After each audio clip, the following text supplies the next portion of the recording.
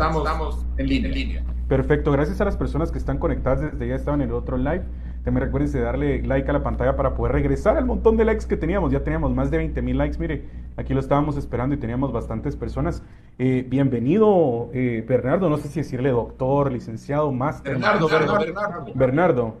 Va, está bien, mucho gusto, Bernardo Arévalo. Hoy gracias por darnos su tiempo, más en un día como hoy, que aparte de ser asueto, tiene una carga un tanto histórica, ¿verdad? Y no solo históricamente política, sino también familiar. Para las personas que no conocen a Bernardo Arévalo, le doy el tiempo para que se pueda presentar. Me gustaría que nos hablara un poco sobre usted, algunos datos ahí. Le doy el espacio. Soy un guatemalteco de 64 años. Nací en el Uruguay durante el exilio de mis padres. Mi padre es Juan José Arévalo, mi madre Margarita de Arévalo. Y bueno, soy un graduado de la Universidad Hebrea de Jerusalén, de ahí tengo mi primer título en Israel. Posteriormente entré a trabajar al servicio diplomático, donde me desempeñé durante 12 años en distintos grados, subiendo gradualmente y llegando a ser viceministro de Relaciones Exteriores y embajador en España. Paralelamente he tenido un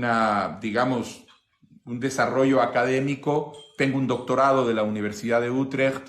He dirigido proyectos de investigación. Soy sociólogo de investigación en ciencias sociales en distintas instituciones. Y finalmente, a partir del 96, me dediqué a trabajar primero en Guatemala, después como jefe de la oficina en América Latina y posteriormente como director a nivel global de un esfuerzo para facilitar la creación de consensos y la reconstrucción del tejido social en sociedades que emergen de conflictos políticos. Y finalmente, en el 2014 decidimos con mi esposa regresar a Guatemala, en parte porque ya los nietos empezaban a venir y queríamos sentirnos acompañados y acompañarlos, y también porque sentíamos que pues habíamos estado viviendo 10 años afuera en Europa, necesitábamos regresar y poner la experiencia que tenemos al servicio del país. Ahí fui como regresamos y hemos estado aquí desde el 14 en adelante. Como he visto yo, una infancia un tanto diferente, por así decirlo, hijo de uno de los presidentes considerados como uno de los mejores que ha tenido la historia de Guatemala, pero al mismo tiempo se crece en el exilio, si no estoy mal, Bernardo. Efectivamente. ¿Cómo es esta experiencia? Bueno, es una experiencia muy rica, muy sale de esa condición. Yo, como niño, viví viajando entre Chile, Venezuela, Chile, México, regresando, que eran los países donde mi padre iba a trabajar, porque Juan José Arévalo dependía de su trabajo para poder vivir, y entonces él iba a dar clases a una universidad como catedrático, o lo contrataban para algún puesto directivo o de asesoría en una institución dedicada a temas de pedagogía. El hecho es que crecí en ese entorno que para mí era el natural, acostumbrándome a adaptarme a un entorno nuevo cada vez, pero al mismo tiempo un poco adoptando una perspectiva más sobre las cosas. Es muy interesante cuando uno pasa 2 años en Chile como niño y de repente se va a México y se encuentra que las costumbres son distintas, hay distintas normas, etc. Eso uno empieza a adaptarse y luego va a otro país. Entonces, de alguna manera eso me preparó, por ejemplo, para mi carrera diplomática, porque como diplomático uno tiene que estar representando a Guatemala y a sus intereses alrededor del mundo, adaptándose a lugares distintos. Por eso también me preparó para ser sociólogo, no de casualidad. El sociólogo lo que hace es intenta entender cómo funciona la sociedad, de manera que yo creo que esa infancia en el exilio me sirvió para eso, pero además me sirvió para aproximarme mucho a mi padre, porque las familias que viven en el exilio, que viven solas, sin los parientes alrededor, sin un marco normal, tienden a cohesionarse mucho y a girar mucho en torno a sí misma. Ya, y digamos, regresa en el 2014 en un escenario un tanto complicado para la historia también política de Guatemala. Llega el 2015 y ¿cuál es la decisión que se toma a la hora del nacimiento, digamos, del movimiento Semilla? Si nos pudiera contar un poco cómo nace el movimiento político. Claro, el movimiento Semilla originalmente, o mejor dicho, el movimiento Semilla no nació con intención de crear un partido político. Movimiento Semilla nació como un grupo de reflexión, donde un grupo de guatemaltecos y guatemaltecas nos integramos en un colectivo que lo que hacía era intentar analizar, entender el momento político, pensar formas de incidencia desde ese nivel de trabajo. Había funcionarios, académicos, periodistas, empresarios, pero el 2015 nos llevó a la calle, como a todos los guatemaltecos, a protestar contra la corrupción, pero no fue tanto lo que pasó en el 2015, sino las elecciones, en donde termina electo ese que decía que no era ni corrupto ni ladrón y salió corregido y aumentado, y que nos hizo ver que el problema era que en el sistema político no había opciones, alternativas, opciones de gente que quisiera normal, gente decente, que no hubiera estado metida en la política, y entonces decidimos nosotros organizarnos como partido político precisamente para llevar adelante esa lucha, esa bandera contra la corrupción y por el desarrollo que tanto se le adeuda a Guatemala. Bernardo, un movimiento bastante orgánico, por así decirlo. ¿De dónde obtiene el financiamiento para funcionar? Orgánicamente, de nuestros afiliados, de los simpatizantes. Bueno, ahora, por ejemplo, para las elecciones tenemos la deuda política y que eso nos da una base fundamental para poder operar en el contexto electoral, y a partir de ahí es con el dinero propio, el dinero que nos dan algunos simpatizantes. Al final, por supuesto, nunca tenemos las sumas millonarias que pueden llegar a tener otros partidos, porque nosotros no estamos en venta, no somos el proyecto de nadie, ni estamos al mejor postor, y no nos interesa aceptar dinero cuando a cambio de ese dinero vamos a sacrificar nuestros principios, nuestras posiciones y nuestra autonomía. Así que vamos adelante con el esfuerzo propio y con lo que los simpatizantes nos quieran aportar. Un tanto complicado, digamos, competir en este escenario cuando sabemos que existen más de 10, 20 vallas en la ciudad apoyando un partido político. ¿Cómo tratan ustedes de compensar, digamos, este gigante del que estamos hablando, que sí obtiene estos millones de estos grupos, versus un movimiento, como usted lo dice, orgánico? Bueno, nosotros estamos moviéndonos mucho por medio de las redes sociales. En primer lugar, porque creemos que en realidad ya las redes sociales son no únicamente fuente de contacto y divertimiento, sino fuente de comunicación y formación de ideas. Y en ese sentido estamos ya avanzando en las redes. Creemos además de que y hemos notado mucho nivel de cansancio en la gente y de cinismo alrededor de todas esas vallas. Ya inclusive hay comentarios alrededor de la contaminación visual que implican. Y lo que hacemos es las redes y las caminatas, hablar con la gente, estar en los mercados. Por ejemplo, estuvimos en los mercados de Misco el día sábado, hacer caminatas como hicimos ayer en Palín, o caravanas como hicimos ayer en La Antigua, de manera que tenemos otras formas que, según nosotros, van a, además, permitirnos llegar a la gente para que vea que efectivamente sí se puede hacer la política de forma diferente y no depender de las grandes cantidades millonarias alrededor del tema.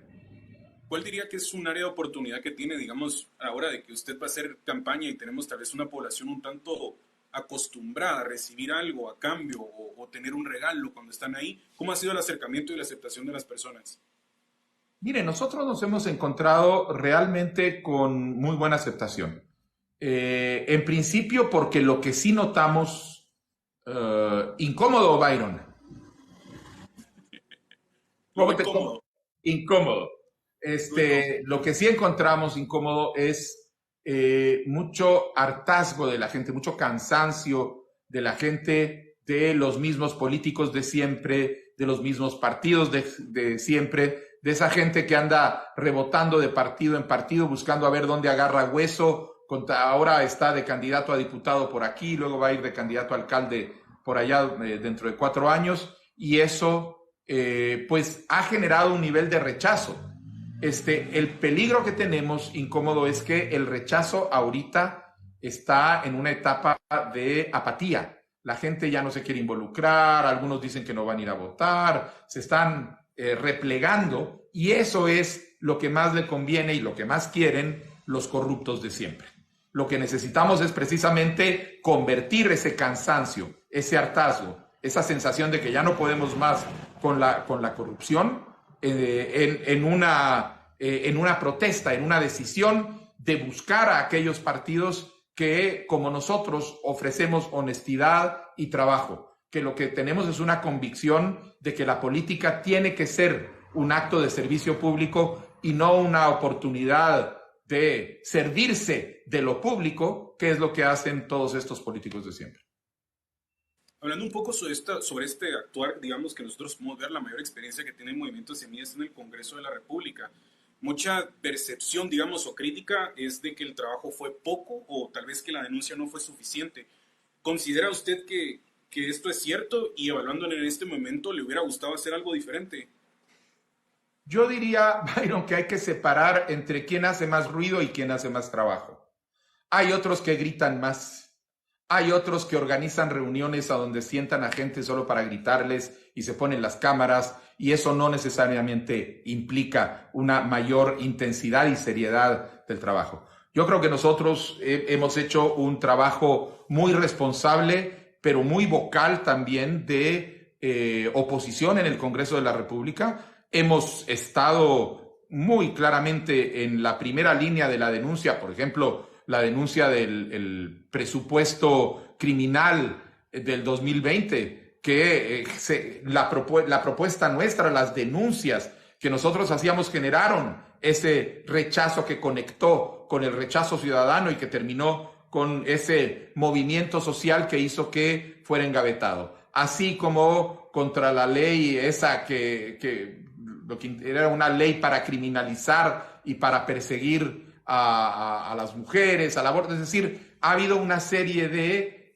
elementos en donde tanto en la parte de denuncia como en la parte de interpelación, por ejemplo, nosotros hicimos la interpelación al ministro de Gobernación, que a propósito fue la última interpelación completa que ha habido en el gobierno de la República, porque después ya cerraron las puertas, no les gustó lo que hicimos nosotros con el de Gobernación, y entonces ya no han dejado que se siga interpelando a nadie más. Ya trajimos a Miguelito Martínez, muy al comienzo del gobierno, a dar cuentas sobre ese centro de gobierno que era más una estructura de control mercantil de lo que después ya vimos que querían hacer y que han hecho, y que fue un elemento clave en lograr que ese centro de gobierno fuera desmontado por el descaro que implicaba. Es decir, de manera que si alguien dice si hemos estado ahí haciendo oposición, hemos estado, y la legislación que hemos puesto, pero tal vez no hemos hecho el show que hacen otros, pero hacer ruido y hacer show no es lo mismo que ser efectivos.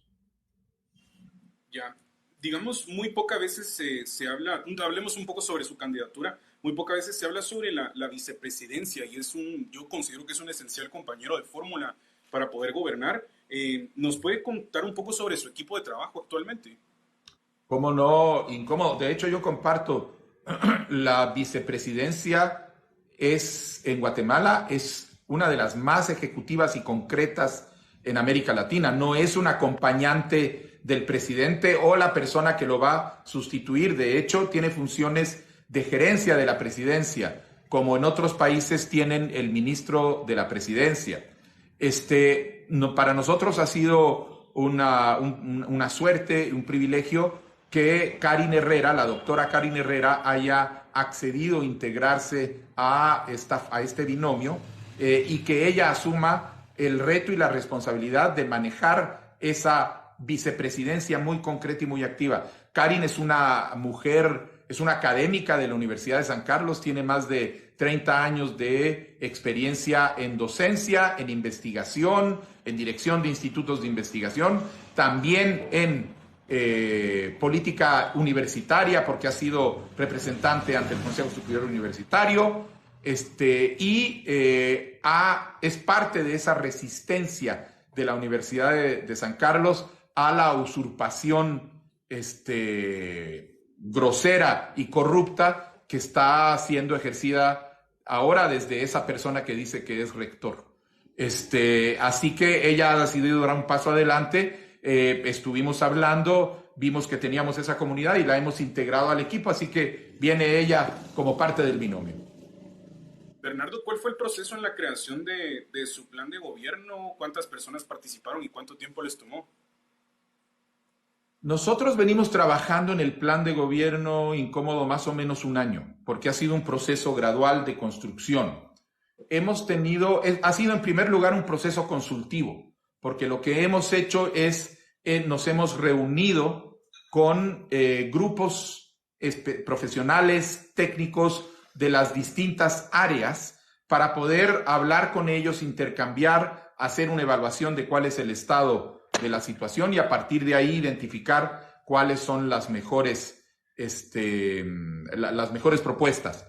Esto nos ha permitido ir armando, es decir, hemos hablado con productores campesinos, hemos hablado con empresarios, hemos hablado con trabajadores, hemos hablado con profesionales de la salud, con expertos en educación, con expertos en seguridad, y de todo esto se ha venido cuajando un plan que no es, muchísimos de los planes que están ahí, si no diría yo todos, son sencillamente la reunión de un diagnóstico, y todo el mundo sabe los diagnósticos en Guatemala, con algunas ocurrencias de lo que se quiere hacer. Nosotros tenemos una aproximación estratégica para realmente recuperar las instituciones del Estado, para ponerlas a trabajar y lograr ciertos resultados en la idea de un plan que va a permitir retomar la senda del desarrollo de una manera muy concreta y efectiva. En un resumen, nosotros queremos poner a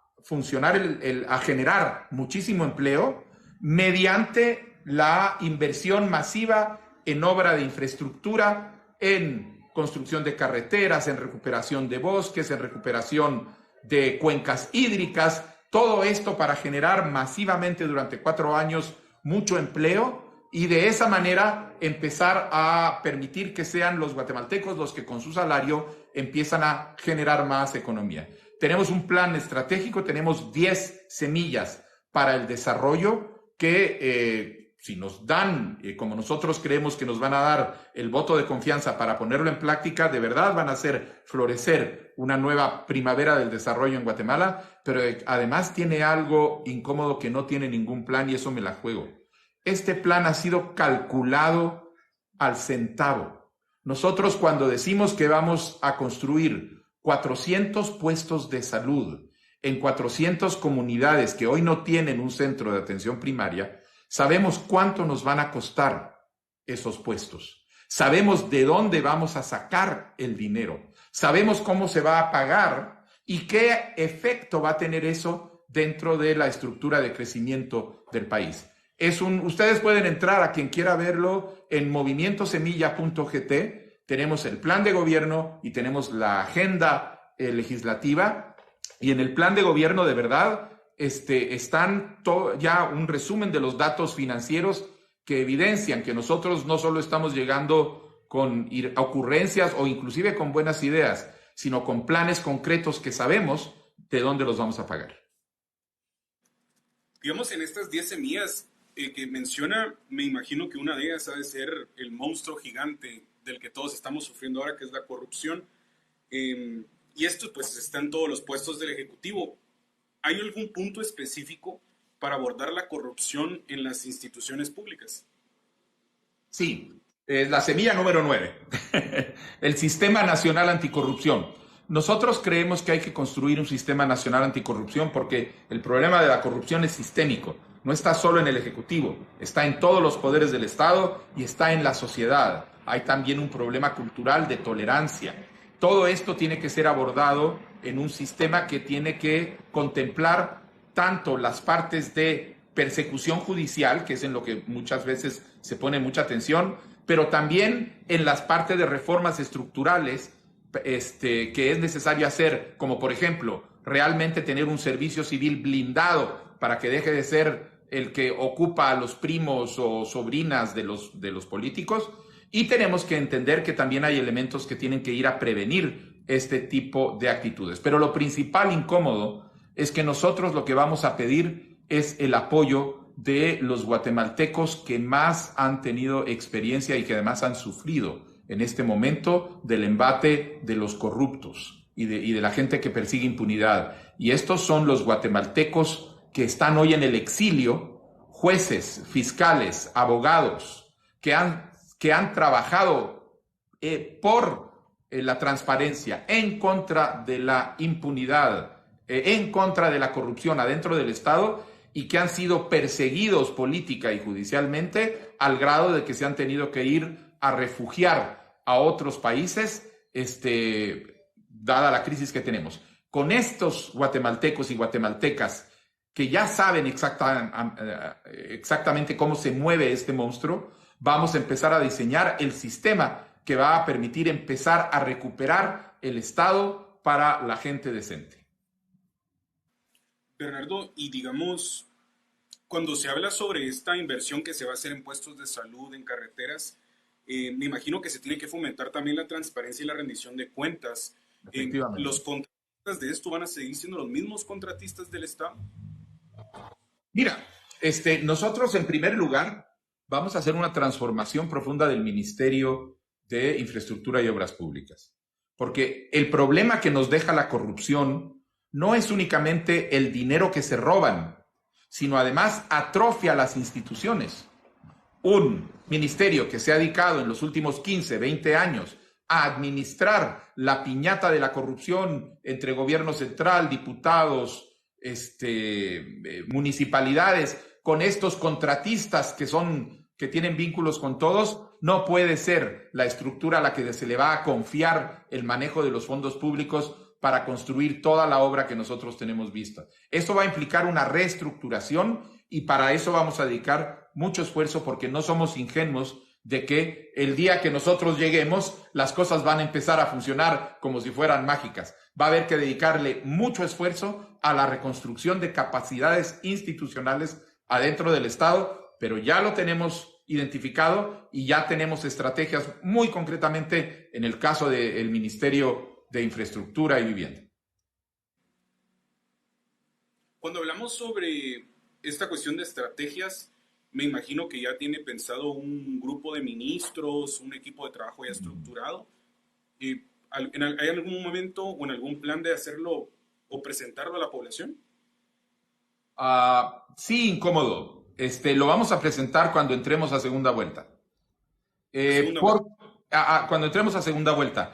Antes, sería, pues no es lo más adecuado mostrar ciertas cartas. Nosotros hoy ya tenemos un gabinete claramente identificado, en algunos lugares entre 1 y 2 personas, pero hay un equipo que está claro. Afortunadamente el movimiento Semilla no únicamente es un movimiento muy fuerte en cuadros, sino además atrae a mucho cuadro profesional, decente, capaz en todos los órdenes de la vida. Y entonces sabemos que podemos armar un gabinete de primera con lo que tenemos en casa y lo que podemos pedir de colaboración de la sociedad. Pero ese dato lo vamos a poder manejar en camino a la segunda vuelta, porque en ese momento es posible que las posibilidades se amplíen en términos de poder tener recurso y acceso a otros profesionales que en este momento pues no estamos viendo. Así que sí tenemos un gabinete. Si nos dijeran mañana vayan a gobernar, lo tenemos listo, pero no es prudente en este momento mostrar las cartas. Cuando hablamos un tanto sobre el escenario en el cual tomaría la presidencia, nosotros sabemos que actualmente hay grupos de poder bastante grandes que muy seguramente no están a favor de la ideología y de la forma de trabajar de Semilla. Tal vez nos podríamos mostrar un tanto temerosos al hecho de llegar al poder y tener que lidiar, digamos, con el CACIF, por así decirlo. ¿De qué forma el movimiento o de qué forma buscarían trabajar, digamos, o cómo se abordaría esta situación, este escenario? Mire, nosotros vamos claramente con una posición que además hacemos pública de entrada, Con el movimiento Semilla se acabó la economía de los privilegios. Se acabó ese sistema histórico donde los grandes empresarios dependen de sus conexiones políticas y de el intercambio de favores o inclusive del soborno, como hemos visto con casos como Tigo y otros, para lograr comprar las leyes que se requieren. Nosotros vamos con una visión muy clara de apoyar muy fuertemente al pequeño y al mediano empresario y a trabajar con todo empresario que quiere apostarle a una economía de la competencia, no a la economía del amiguismo, no a la economía de estos entendimientos debajo de la mesa que hacen que la mayoría de los empresarios del país tengan que enfrentar condiciones muy difíciles para salir adelante porque no tienen a nadie que los respalde, mientras que los de siempre lo que hacen es que dependen de los favores que ya tienen pactados con cualquiera. Nosotros, mientras el CACIF quiera trabajar en las nuevas reglas del juego, no va a haber ningún problema. Pero además, recordemos que ya no hay, el CACIF ya no es la única instancia que representa empresarios. Tenemos cámaras que están fuera del CACIF, cámaras que son independientes, tenemos una organización completa que ya se ha separado, así que pues van a tener que acostumbrarse a una nueva forma de trabajar que va a incluir el hecho de que ya no se les terminó esa costumbre de siempre darles un espacio dentro de las juntas directivas de cualquier institución del Estado, aunque eso fuera contradictorio y síntoma de conflicto de interés. De hecho, la bancada Semilla ya presentó una iniciativa de ley alrededor de ese tema, de manera que no estamos haciendo promesas vacías, sino que estamos actuando en consecuencia como lo que ya hemos venido haciendo como oposición en el Congreso de la República. Cuando hablamos de esto, entonces hablaríamos de una aceptación o una postura favorable ante una ley de competencias. Nosotros vamos a llevar una ley de competencias, no lo que hay ahorita puesto como iniciativa, que es un intento de darle un par de toques de maquillaje para quitarnos de encima la vergüenza de que somos el único país de América Latina, con excepción de Cuba, que no tiene una ley de competencia. Nosotros vamos a ir, la vamos a poner y va a ser una ley de competencia realmente para lograr que sean los mejores empresarios, los que con su esfuerzo, con su creatividad y con el respaldo que les pueda dar el Estado en términos de crédito e información, puedan salir adelante. Gracias. ¿Hay algún plan para mejorar o cambiar la forma en la que funciona la recaudación tributaria? Bueno, nosotros sí, definitivamente lo que vamos a hacer es fortalecer la recaudación tributaria y además tenemos un objetivo muy, muy concreto y que es vital para nosotros, va a ser vital para nosotros como gobierno para poder cumplir las ofertas que estamos haciendo. Y es que nosotros tenemos ya calculado que al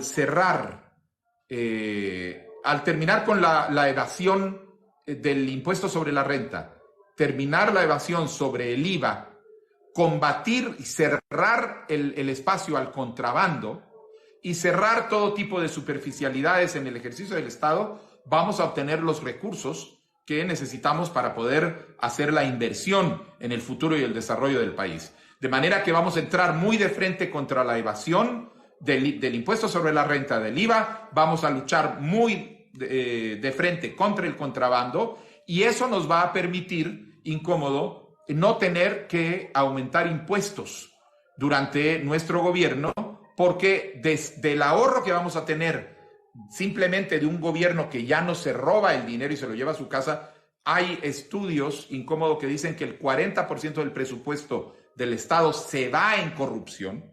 Entre eso y la lucha contra la evasión y el contrabando, vamos a obtener el dinero para ponerlo a trabajar e invertir en Guatemala. Y esos son cálculos serios, incómodos, no son elucubraciones, no son inventos, son hechos por los mejores profesionales que tenemos en el país en este momento.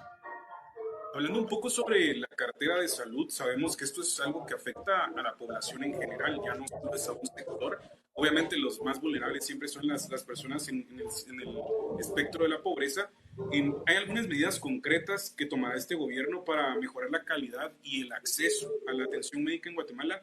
pero especialmente en las zonas rurales y marginadas. A ellos me refería incómodo precisamente con esa inversión en los 400 puestos de salud. ¿Qué quiere decir 400 puestos de salud primaria nueva? Quiere decir que 400 comunidades de Guatemala que hoy están abandonadas, generalmente todas rurales, todas en zonas donde está concentrada la pobreza, ahí vamos a ir a construir estos puestos de salud para empezar a llevar la salud a los marginados y a los discriminados históricamente. Vamos a construir además 50 centros de atención permanente en ciudades intermedias para que entonces desde estos centros empiecen, que son centros donde va a haber técnicos en medicina, enfermeras, empiecen a referir con médicos especialistas que van a poder atenderlos. Y de esa manera empezar a practicar una medicina más preventiva para evitar que el problema termine rebotando en los hospitales, que son pocos, que están desabastecidos porque no les dan dinero, de donde la gente tiene que salir a buscar dónde consigue las medicinas porque les dicen los médicos, mire señorita, disculpe, pero para su papá no tengo esta medicina, váyalo a comprar. Y ahí viene el segundo punto. Bueno, nosotros vamos a construir además 2 medidas a nivel de hospitales que van a ser muy importantes. Vamos a construir el Hospital Nacional contra el Cáncer. Nuevamente, no es una oferta vacía, ya es una iniciativa que hemos puesto en el Congreso de la República. ¿Por qué? Porque el cáncer es una enfermedad terrible, no solo por el dolor que le causa a las familias de un ser afectado, sino además porque mete en problemas económicos a las familias que están dispuestas a empeñar casas, a vender terrenos, a endeudarse hasta donde ya no se puede, con tal de salvarle la vida a un ser prójimo. Vamos a crear un Hospital Nacional contra el Cáncer para que todos los guatemaltecos y guatemaltecas puedan irse a atender con la mejor calidad posible, con servicios que hoy solo están disponibles a precios altísimos en el sector privado. Entonces vamos a nosotros a dar eso desde lo público. Pero además, incómodo, no es únicamente la atención en puestos de salud o en hospitales. Viene también el problema de las medicinas, porque nosotros en Guatemala hoy, no solo que obligamos a la gente a que vaya a buscar medicinas porque en el sector público no se la dan, sino que además, por efecto de esta corrupción perversa que se ha permitido, lo que estamos haciendo es pagando medicinas que valen 200 o 300% más de lo que valen en los países inmediatamente alrededor nuestro. Yo vivía en Suiza, incómodo, y cuando venía a Guatemala tenía amigos y familiares que me hacían encargo de sus medicinas porque era más barato comprarlas en una medicina suiza, en una farmacia suiza que aquí. Bueno, eso se va a terminar porque nosotros vamos a crear una empresa pública para crear una red nacional de farmacias populares. El Estado va a ir a comprar afuera las medicinas a precio de costo con los productores y entonces las va a poder traer a Guatemala y colocarlos con un pequeño margen de ganancia para poder mantener vivo ese fondo revolvente. Es decir, no vamos a subsidiar medicinas, vamos a traerlas al precio que existen realmente ahorita en el mercado, porque no hay ninguna justificación de que en este momento estemos pagando 2 y 3 veces más que en El Salvador, en México. ¿De qué tiene sentido, incómodo? Andan por ahí ofreciendo bajarle el IVA a las medicinas. Sí, resulta que el financista de la señora Sandra Torres, que es la que anda ofreciendo eso, es el que armó todo este tinglado, todo este articulado de empresas que han vivido durante años de la salud y del dolor de los guatemaltecos. Y ahora viene a ofrecer que va a bajar el 18%. ¿Qué sentido tiene bajar el 12% del IVA? Si salimos a comprar, rompemos a esas empresas y vamos a comprar afuera las medicinas directamente, las vamos a tener a un precio muchísimo más accesible. Olvídese del 12%. Van a costar 200% menos o más. Y otra vez, no es una oferta que ahorita se nos ocurrió para las elecciones. Ya pusimos una iniciativa de ley en el Congreso de la República en este sentido. Eso de andar ofreciendo medicinas gratis también es irresponsable, porque no hay fondos para mantenerlo. Digamos, pero esto también lo ha ofrecido Edmond Mulet, ¿verdad? La medicina gratis. La medicina gratis, mire, usted, pues nosotros vamos a tener un programa de medicina gratis para cuestiones crónicas como diabetes y como hipertensión, porque esto, y la persona va a tener que registrarse en los hospitales y poder ir a hacerlo. Pero ¿qué va a pasar? Entonces, ¿las farmacias van a regalar medicina? ¿Eso es lo que va a pasar? O sea, es poco realista. Nosotros lo que estamos ofreciendo es un mecanismo concreto que funciona a partir de lo que nosotros sabemos que ya ha funcionado en términos de comprar competitivamente las medicinas en el exterior al precio que corresponde y ponerlas con mecanismos de mercado a venta en Guatemala, y eso va a tener 2 o 3 veces el precio menos. Cuando hablamos también de salud, es muy importante para mí también mencionar el IX. Es algo que no muchos le han querido meter mano, y cada vez la deuda es más grande y cada vez el beneficio también es más difícil de obtener. ¿Hay algún tipo de rescate, algún plan o alguna postura ante esto? Sí, incómodo. Además, aquí hay un tema fundamental, no únicamente como Movimiento Semilla, sino para mí personalmente, como hijo de Juan José Arévalo, porque el Instituto Guatemalteco de Seguridad Social fue creado con una visión de desarrollo histórico en donde lo que se esperaba es que con los años fuera creciendo y desarrollándose para llegar a cubrir las necesidades del conjunto de la población guatemalteca. Hoy, la Caja Costarricense de Seguridad Social, que fue creada un par de años antes, de la de Guatemala, de hecho, en Guatemala fueron técnicos costarricenses los que apoyaron a crearla. Esa caja costarricense hoy cubre las necesidades de salud y las pensiones del 96% de la población de Costa Rica, mientras que en Guatemala el 17% de la población tiene acceso al IX. Esto es porque el proyecto histórico del IX se abandonó, y nada mejor que el abandono del proyecto histórico del IX con el hecho de que desde 1952 ningún gobierno pagó la parte del Estado que le correspondía como Estado. Y entonces se ha generado esa deuda multimillonaria que hoy es usada como excusa. Ay, no podemos hacer nada porque es tan grande la deuda que no se puede hacer. Mi gobierno, al día siguiente de llegar, va a pagar cada año la cuota que le corresponde por año. La deuda, vamos a ver cómo la resolvemos. Es muy grande, efectivamente, es complicado, tenemos que darle mucha reflexión, pero no puede ser usada la deuda para dejar de estar pagando año con año ese compromiso. Y con eso son más de 3,000 millones de quetzales al año. Incómodo. Con ese dinero se puede invertir en infraestructura, en mejorar el servicio, en contratar más personal, en ampliar las instalaciones. Es decir, al IX vamos a recuperarlo porque vamos a caminar gradualmente en dirección a la universalización, y nosotros esperamos que tengamos 1,5 millones de nuevos cotizantes en el IX al final de nuestros 4 años.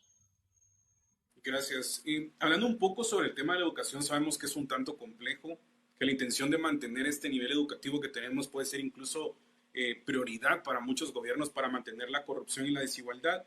Muchas veces se habla sobre construir escuelas como, digamos, una estrategia para mejorar la educación, pero no viene acompañado de ninguna solución concreta. ¿Cuál es la estrategia entonces para mejorar la calidad de educación en Guatemala? ¿Y cómo se va a asegurar de que se invierta adecuadamente en la formación de docentes y también en la infraestructura escolar? Esa es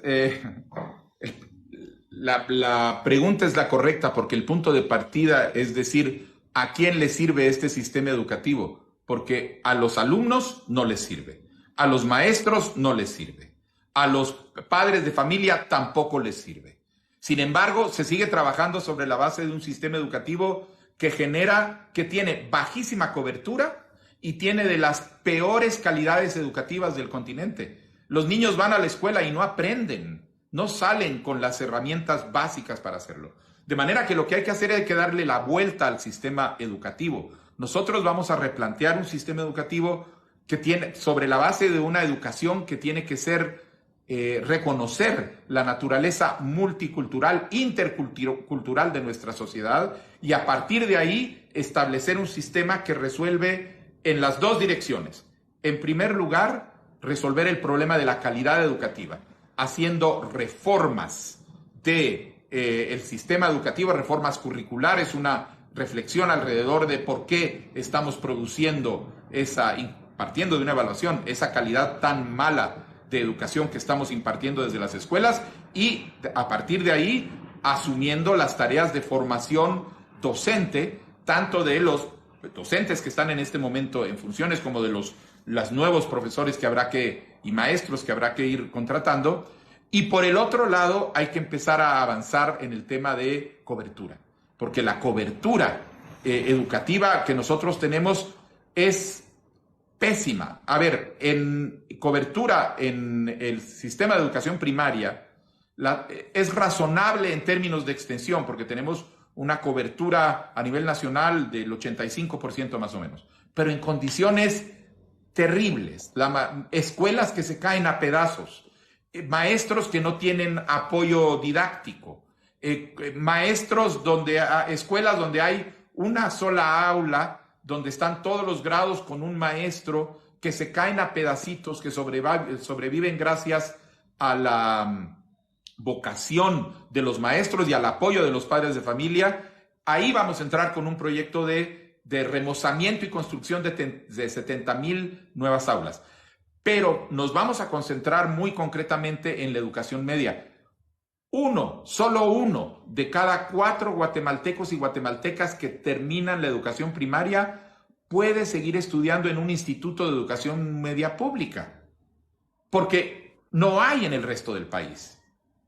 Es decir, un poquito más, el 26% es la cobertura en el nivel medio. Nosotros vamos a entrar muy fuerte en esa dirección y vamos a construir 8 institutos de educación media vocacional, orientada hacia el trabajo, no hacia los trabajos del pasado, sino hacia los trabajos del futuro, hacia la tecnología, hacia el encaje con las actividades productivas, en 8 regiones del país que hoy no las tienen.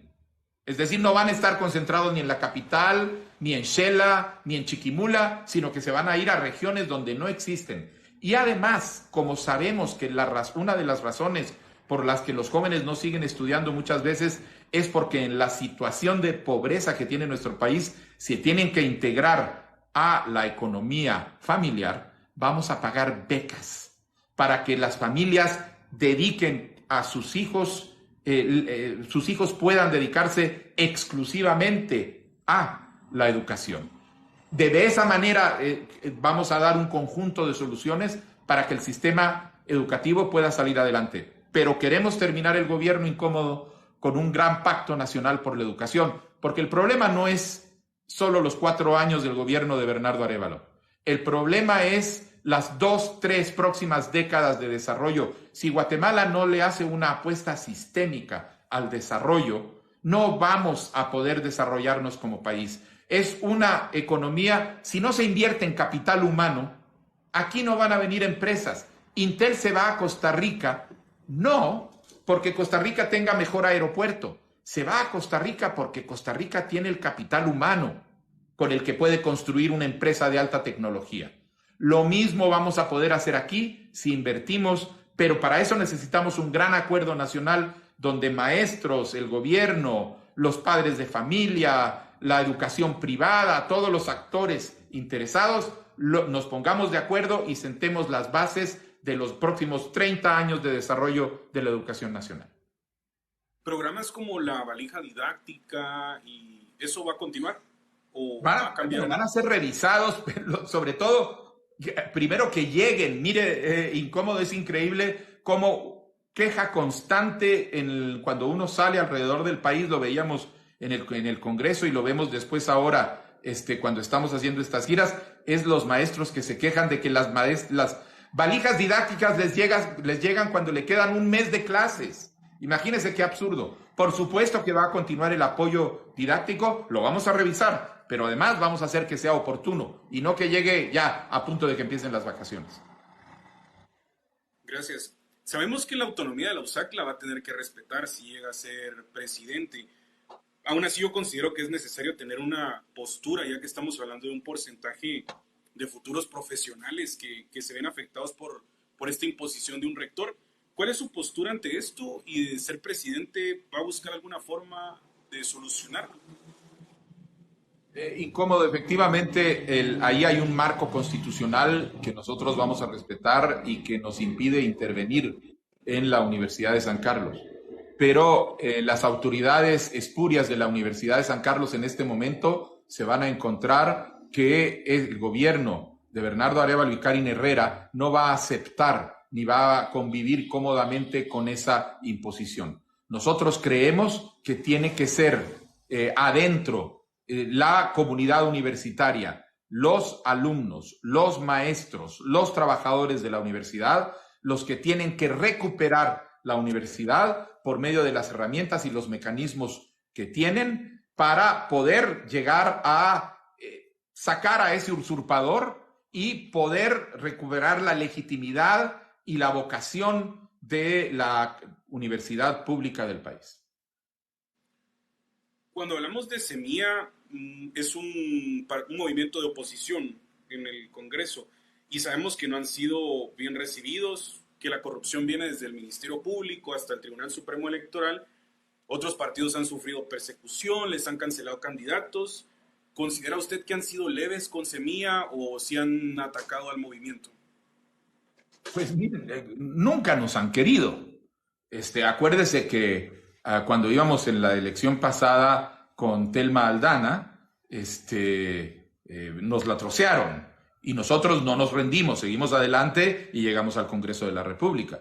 Después han hecho cosas como ponerle un antejuicio a Ligia Hernández, a nuestra compañera, como era la jefa de bancada, sencillamente porque estaba ejerciendo el derecho de pedir información.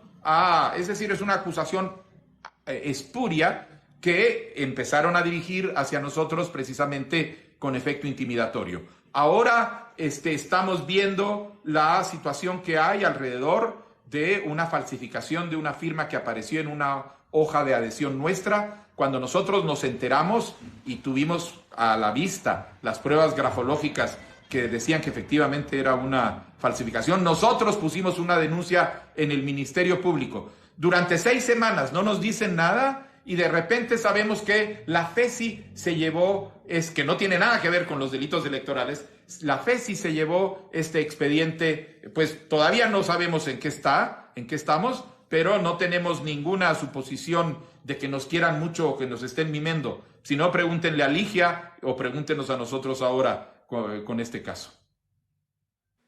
Digamos, en tema de justicia sabemos que una parte de la justicia está siendo utilizada para perseguir oponentes y otra parte para liberar antiguos criminales.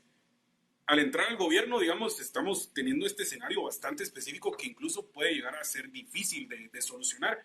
Pero ¿cuál sería el accionar correcto ante esta situación? Bueno, yo creo, Incómodo, que tal vez lo primero que hay que recordar es que parte de esta distorsión o perversión del funcionamiento del Ministerio Público se da en el contexto de un gobierno en donde es desde el Ejecutivo que salen las órdenes de instrumentalización de la justicia para efectos políticos. Eso en mi gobierno va a desaparecer de manera absoluta. El gobierno no va a intentar utilizar a la justicia y no la va a intentar instrumentalizar al Ministerio Público para cualquier fin. De la misma manera como no vamos a utilizar a la inteligencia civil para escuchar y perseguir y criminalizar a opositores, a periodistas, etcétera, que es lo que están haciendo en este momento. Nosotros vamos a ser claros, por supuesto, legalmente no podemos llegar y decirle a Gonzalo Porras, se va, pero sin ningún lugar a dudas, el día que toque cambiar al fiscal general, el gobierno de Bernardo Arévalo no le va a renovar el contrato a Consuelo Porras.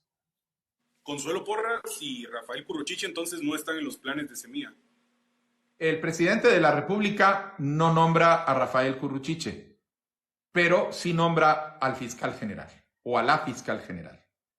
Ahí es donde nosotros vamos a poner a una persona que realmente defienda y promueva la justicia, que combata la impunidad y no a alguien que esté al servicio de estos grupos político-criminales que han cooptado las instituciones del Estado y las están aprovechando para comprar impunidad y conseguir más corrupción.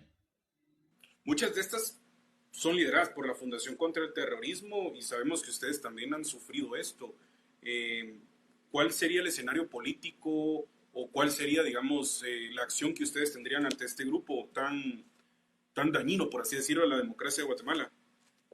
Mire, ese es un grupo que tiene incidencia porque amedrenta, le mete miedo a la gente, pero sobre todo porque es parte de ese mecanismo de cooptación del Estado y que tiene en este momento al Ejecutivo y al Congreso de la República adentro de su red. En el momento en el que esto desaparezca, la Fundación contra el Terrorismo va a perder su influencia, va a perder su importancia, va a dejar de meter miedo. ¿Por qué mete miedo? Porque hoy llega, anuncia algo, dice algo y entonces ya se sabe que el Ministerio Público va a venir y va a inventar algo. O porque dicen que van a perseguir a alguien o critican a alguien y entonces el Ejecutivo corre a hacer algunas cosas. Eso se va a acabar. Y ese poder es un poder construido en el marco de esa red que está ahorita puesta en su lugar y que nosotros vamos a desbaratar. ¿Hay algún plan para que regresen los exiliados políticos o gente que incluso en este momento está en prisión? Bueno, lo que te comentaba al comienzo, incómodo sobre el hecho de que nosotros vamos a asesorarnos y vamos a traer no solo para el diseño, sino para la implementación de este Sistema Nacional de Seguridad a los guatemaltecos que hoy están en el exilio porque han sido perseguidos y criminalizados por este aparato corrupto. Ya, en los comentarios viene a surgir este comentario al momento en el que hablamos de justicia y yo lo considero un tanto válido por el referente.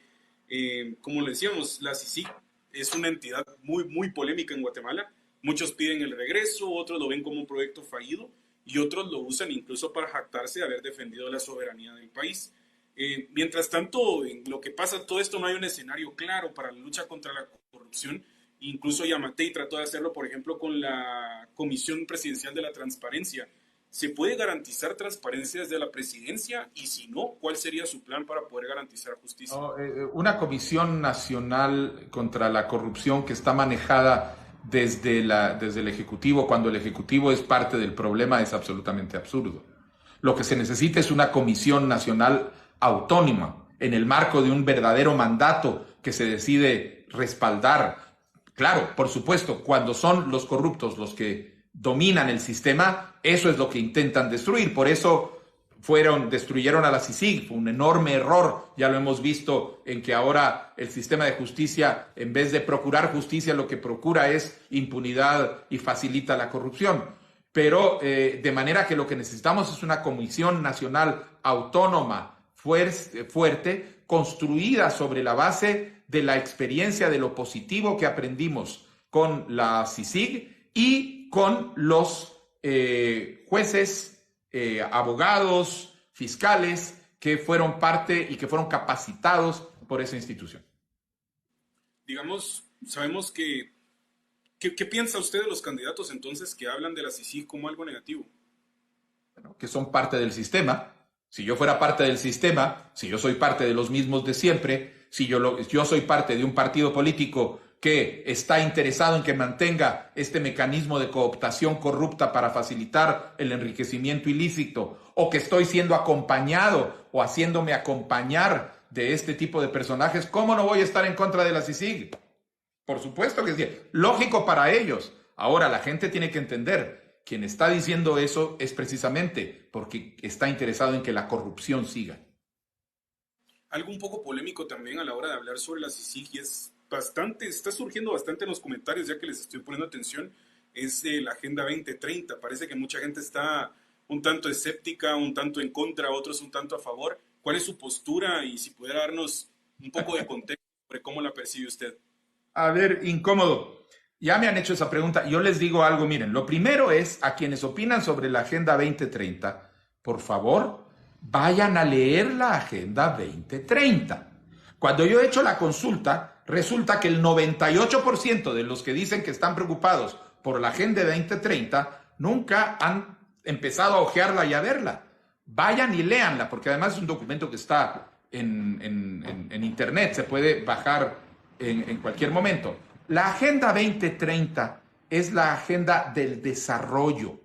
Es la agenda que los países de todos los gobiernos del mundo acordaron para dar seguimiento a los objetivos del milenio, que eran los objetivos que iban orientando las metas del desarrollo antes de llegar al año 2000. Se replantearon, se reformularon y tienen toda una serie de objetivos. Son, si mal no recuerdo, 18, 19 en este momento metas que son sobre cómo evitar que haya niños con hambre, cómo vamos a garantizar que haya agua potable en las casas, cómo vamos a evitar que continúe la desertificación, cómo vamos a evitar que haya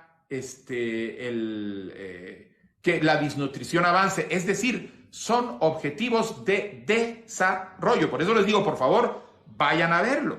Y no solo eso, sino que son el resultado de la negociación y el acuerdo entre todos los gobiernos del mundo. Dentro de eso, el gobierno de Guatemala. Pero no es porque el gobierno de Guatemala lo haya dicho, sino porque es un consenso internacional mundial de los gobiernos. Porque lo único que hace es genera un esfuerzo concertado, facilita un esfuerzo concertado que permite aprender de las experiencias de otros países para poder ir avanzando. Y luego, cada país toma de estos objetivos que son globales e internacionales, adapta cuáles son los propios, los que necesita para su desarrollo a partir de donde está. Hay países en donde los objetivos de combatir la desertificación no les interesa, pero les interesa mucho los objetivos de garantizar la educación. Es decir, eso ya es un tema. Luego, cuando me empiezan a hablar de repente de cosas que no están ahí, de sexo con animales, de prohibir que la gente coma carne y obligar a la gente a que coma cucarachas molidas, le estoy diciendo cosas que me han dicho, incómodo. Eso les pido por favor que me enseñen dónde está en la Agenda 2030, porque yo me conozco los documentos y no están en ningún lado. Así que claro, salvo que hay alguien que tiene los capítulos secretos de la Agenda 2030 y que los tiene por ahí, que por favor me los venga a mostrar. Pero si no, seamos serios. La Agenda del Desarrollo la Agenda 2030 es una agenda para el desarrollo nacional y lo que tenemos que hacer es usar la Internet para combatir la desinformación, no para propagarla. Ok, la Agenda 2030 incluye, también se dice acá en los comentarios, porque hay bastante, créame que hay bastante cuenta preguntando sobre esto, sobre el matrimonio igualitario y el aborto. Entonces, ¿sería esta una prioridad para el gobierno de Guatemala? ¿Cómo lo abordarían? En el gobierno del Movimiento Semilla no va a haber ninguna iniciativa en torno a cambiar la legislación actual sobre el aborto, ni promover el aborto, ni tampoco quitar la legislación actual, que lo que hace es defender la salud de la madre y evitar la criminalización de los abortos espontáneos. Eso es lo que se llama el aborto terapéutico. Es ahí donde nosotros nos vamos a quedar, no tenemos ninguna cuestión. Y sobre el tema del matrimonio igualitario, el matrimonio entre personas del mismo género, mire, nosotros lo que tenemos es un compromiso profundo contra la discriminación por razones étnicas, por razones de clase, por razones de raza, por razones religiosas, por cualquier razón. Y vamos, como gobierno, a garantizar los derechos de todos los guatemaltecos que puedan ser víctimas de persecución o discriminación por cualquier género, por cualquier razón. incluyendo género, etcétera. Pero no estamos pensando hacer una campaña de promoción del matrimonio homosexual. Ok. Hablando sobre esto del desarrollo que lo estábamos hablando nosotros también, sabemos que la seguridad es parte de este desarrollo y que es un problema que afecta bastante a Guatemala.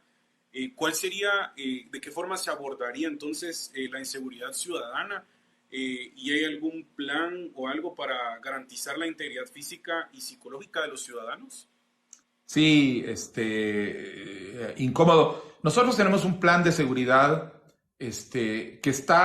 tiene 3 metas.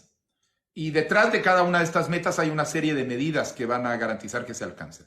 La primera meta es recuperar las calles para los ciudadanos y el espacio geográfico para todo el mundo. Porque hoy hay barrios del país, zonas donde ya ni siquiera la policía se atreve a entrar porque han quedado en manos de organizaciones criminales, maras o de otro tipo, o grupos del narcotráfico o traficantes de otros ilícitos en las zonas fronterizas, y las fuerzas de seguridad del Estado ya no solo no tienen control, ni se atreven a entrar.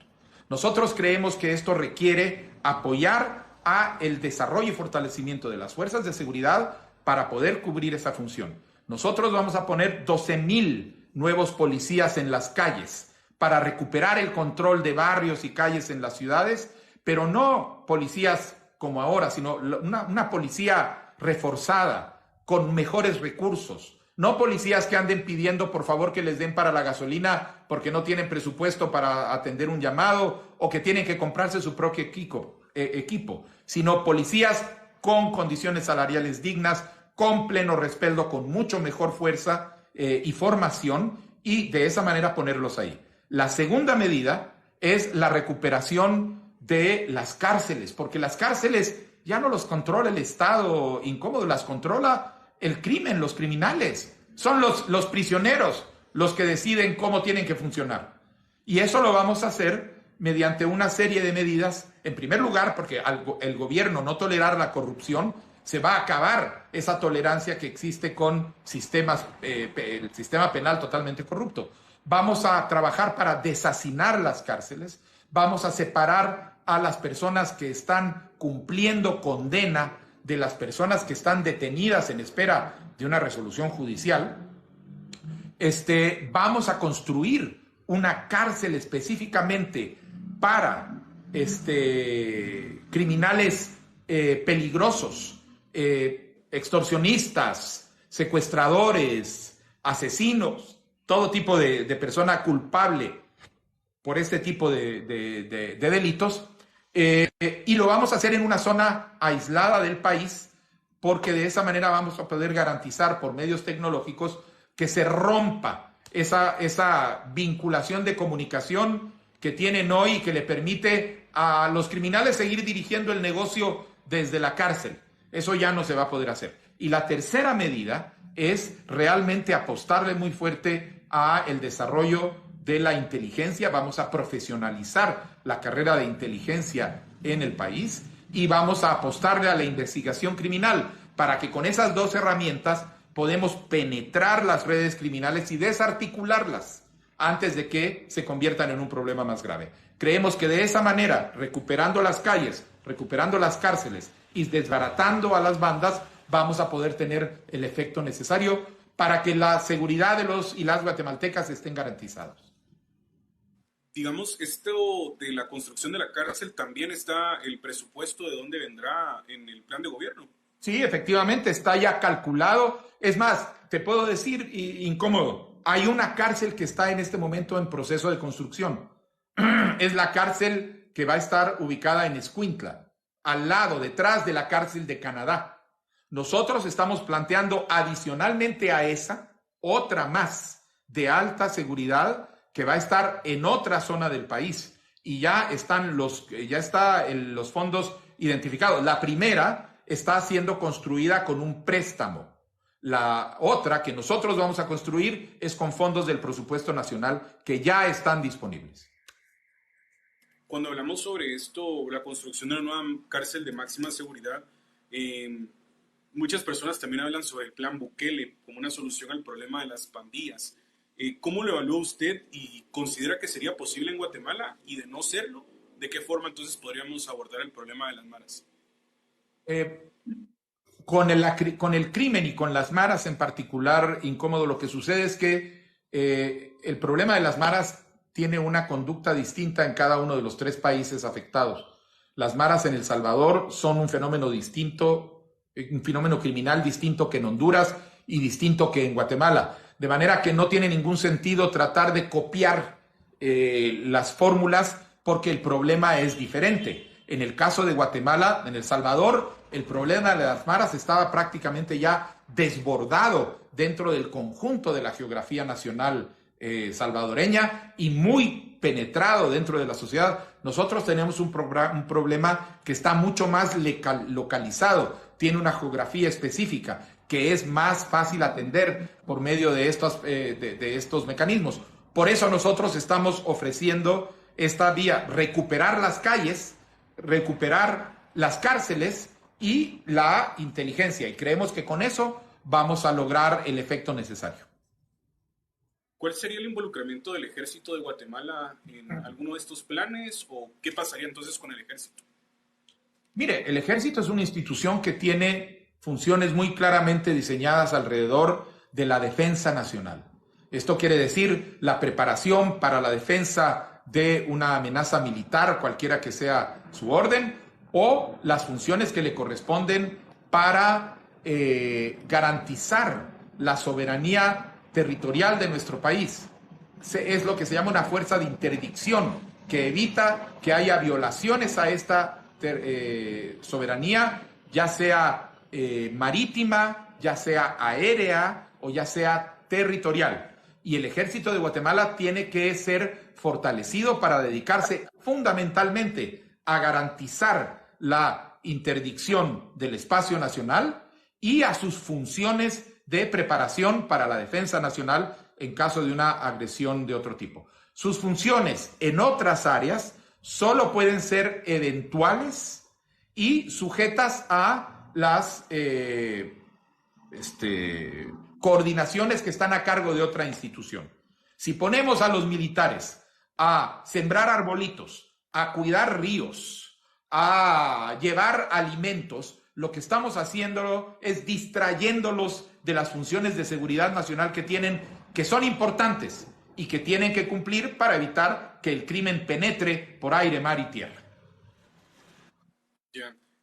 Sabemos que este ofrecimiento podría ser un tanto populista porque ya se ha realizado en varias ocasiones, pero ¿hay algún plan que tenga para cambiar la estructura de su puesto como gobernante, como sueldos, dietas? A ver, el salario, no hay ninguna justificación para que uno de los países con mayor pobreza en América Latina, con uno de los menores salarios básicos, tenga un salario presidencial que es el mayor de todo el continente. No hay ninguna justificación. Eso va a ser corregido de manera inmediata y efectiva. Vamos a ajustarlo hay cierta representatividad en el cargo, pero no a niveles que parezca que nosotros tuviéramos la economía noruega o suiza para pagar ese salario. El caso de las SAAS es distinto.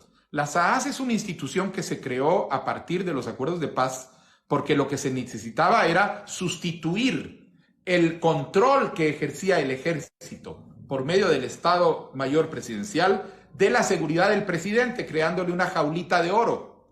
Y para eso se creó una institución civil que no está al mando del ejército, para garantizar la seguridad del presidente, es decir, el ejército a sus funciones. Y aquí se creó un cuerpo específico. Eso es lo que hay que hacer. Lo que pasa es que, como los presidentes han desvirtuado la función presidencial, han desvirtuado también a las SAAS, y en vez de ser la institución responsable de garantizar la seguridad del entorno político presidencial, es proveedora de privilegios y se los ha visto ahí andar comprando anteojos de no sé cuántos miles de quetzales y garantizando camarones jumbo. Eso se va a acabar. Pero si no tenemos una institución civil a cargo de la seguridad presidencial, la va a tomar el ejército. Y ya hemos visto que en la historia del país no es bueno ni para el ejército ni para la democracia que el ejército se haga cargo de esas funciones. Ya, solo para volver a recapitular entonces, el sueldo del Ejecutivo, del Legislativo. El sueldo presidencial va a caer de una manera muy clara, y vamos a revisar, por supuesto, la escala salarial, que es un relajo en este país. Mire, nosotros creemos también que hay que entrar a regular todo el sistema de dietas que se están dando en distintas instituciones y que es el desarrollo de un crecimiento anárquico. Entonces vamos a ver eso también para que no exista esa situación en donde haya instituciones donde el salario que se da es relativamente razonable, pero las dietas que se dan son absolutamente absurdas. Por supuesto, seremos respetuosos de la autonomía municipal, pero al final lo más importante es el ejemplo. Así que nosotros, el sueldo presidencial y el sueldo vicepresidencial van a ser reducidos a la escala que les corresponde. Y ya lo hemos hecho nosotros. La bancada Semilla en el Congreso de la República ya, por ejemplo, renunció a el seguro médico que estaban dando en la bancada, que no corresponde.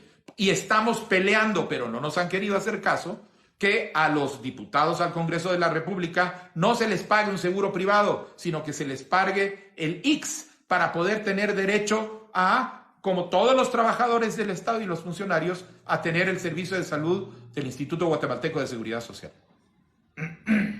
Gracias, Bernardo. Concluyendo con esta dinámica de preguntas, porque me gustaría pasar a otra.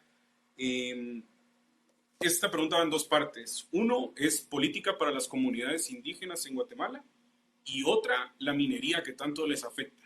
Entonces, estas dos aristas me gustaría que pudiéramos discutir sobre su postura y sobre su plan.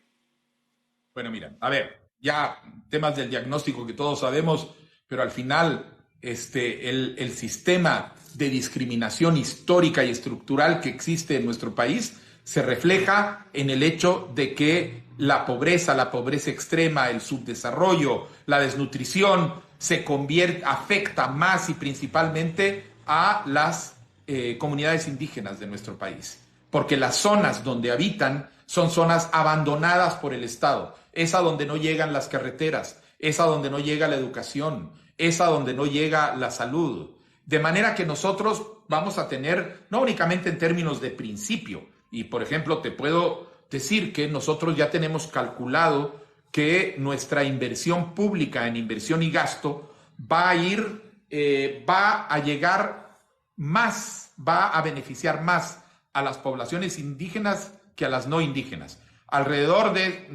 estoy recordándome del dato exacto, pero creo que es un 54% más va a ir dirigido hacia esas zonas indígenas que a las zonas no indígenas. Hoy es, por supuesto, muchísimo menos, es como el 20% que va dirigido hacia ahí porque todo se concentra en los centros urbanos y en las capitales. Una medida muy concreta, incómodo para darte un ejemplo. Nosotros tenemos un plan para construir infraestructura, es lo que llamamos carreteras secundarias, que van a conectar microrregiones productivas en el Altiplano Occidental, en las Verapaces y en el Corredor Seco. 1,820 kilómetros de carreteras secundarias. Estas carreteras lo que van a hacer es van a permitir conectar e interconectar y permitir que entre el desarrollo y salgan los productos a poblaciones que hoy están totalmente aisladas. Poblaciones que hoy fundamentalmente se dedican a agricultura de subsistencia porque no hay ni vías de comunicación ni ningún tipo de apoyo para orientarlos y darles las herramientas y el crédito para poder convertirse en agricultores comerciales. Esta inversión va a ser hecha específicamente en esas áreas rurales que son fundamentalmente poblaciones indígenas. Y lo vamos a hacer abriendo las carreteras, al mismo tiempo llevando los puestos de salud de estos 400 que hablábamos, colocando las clínicas de atención permanente dentro de ese entorno en un sitio central y además reconvirtiendo el Ministerio de Agricultura para que dé la extensión necesaria para informar a estas poblaciones sobre qué tipo de cultivos son viables y cómo hacerlos mejor, pero además teniendo un programa de crédito para que no con las tasas comerciales de la banca privada, sino con créditos colocados desde el Crédito Hipotecario Nacional, que es la banca del Estado, va a poder reducir las tasas para poder hacer créditos que sean fáciles de obtener y fáciles de pagar. Toda esta serie de medidas es el ejemplo de lo que nosotros queremos hacer con el desarrollo. No esperar a que llegue esa derrama de la que siempre hablaban y que nunca llega, que cuando se enriquecen más los de arriba, eventualmente van a llegar las gotitas hasta abajo. Nosotros vamos a llevar la inversión directamente a las comunidades más pobres y desde ahí, a través del trabajo de la gente y de la productividad de la gente, porque el guatemalteco lo que quiere es que lo dejen producir y trabajar, a través de ahí vamos a generar el desarrollo. Muchas gracias. ¿Y el tema de la minería?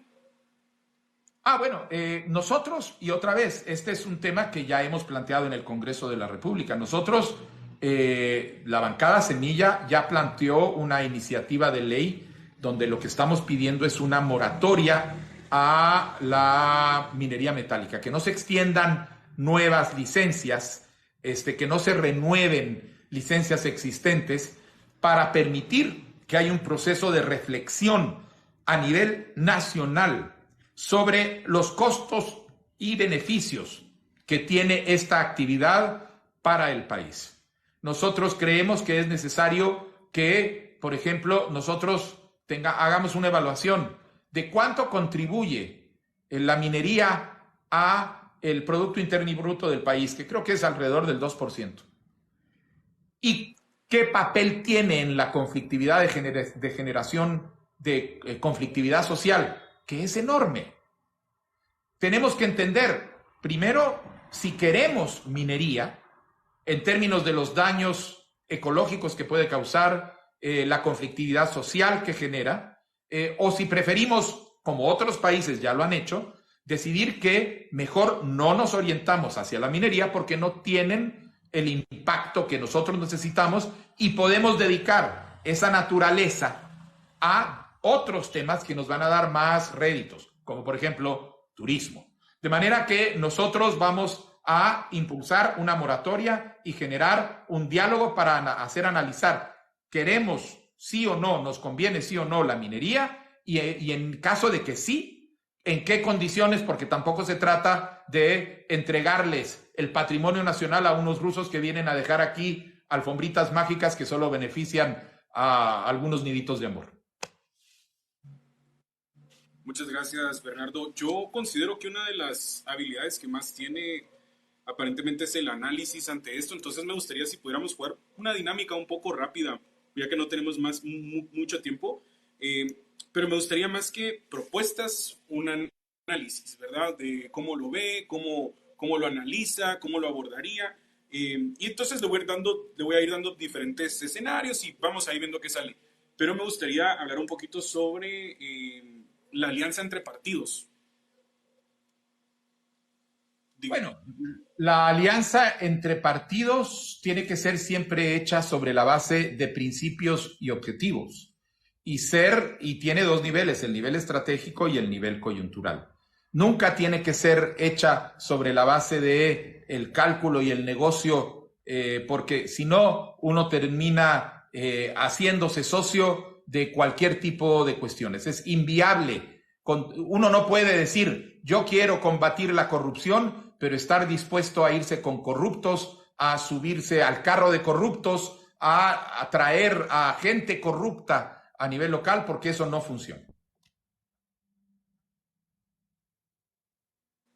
Ok, y cuando hablamos también sobre la migración en Guatemala. La migración es uno de los ejemplos más críticos del fracaso del Estado guatemalteco y el abandono del Estado guatemalteco, porque los guatemaltecos que emigran a México, a Estados Unidos, a Canadá, a cualquier lado, 1 de cada 5 guatemaltecos vivos hoy o guatemaltecas vivas hoy, tienen que irse porque este país no les ofrece un futuro. No solo eso, es esa migración la que mantiene la economía, porque hoy, en este año, ha sido más lo que envían los guatemaltecos y las guatemaltecas en el exterior que lo que se genera por toda la industria nacional, por todo el turismo que llega y por todas las inversiones extranjeras.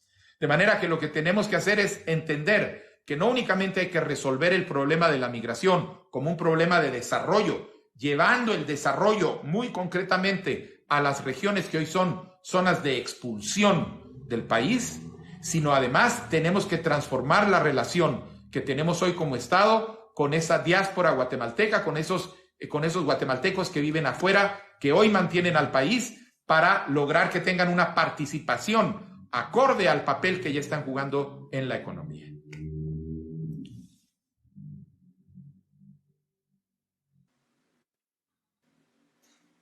Ok, muchas gracias. Y si ahora pudiéramos hablar sobre el narcotráfico en Guatemala.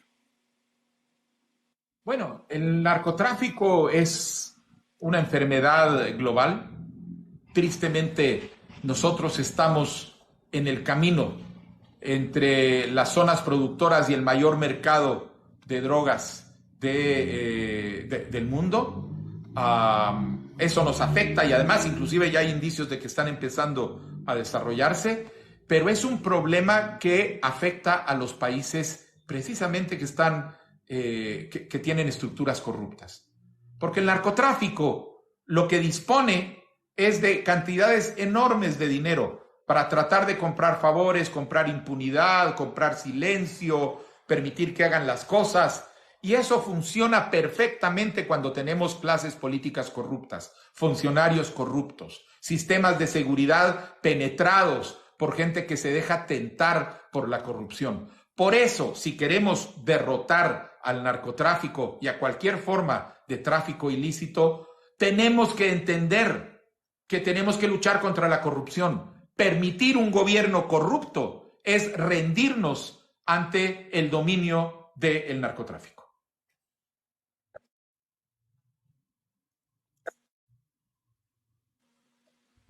Ok, gracias, Bernardo. ¿Bitcoin o criptomoneda?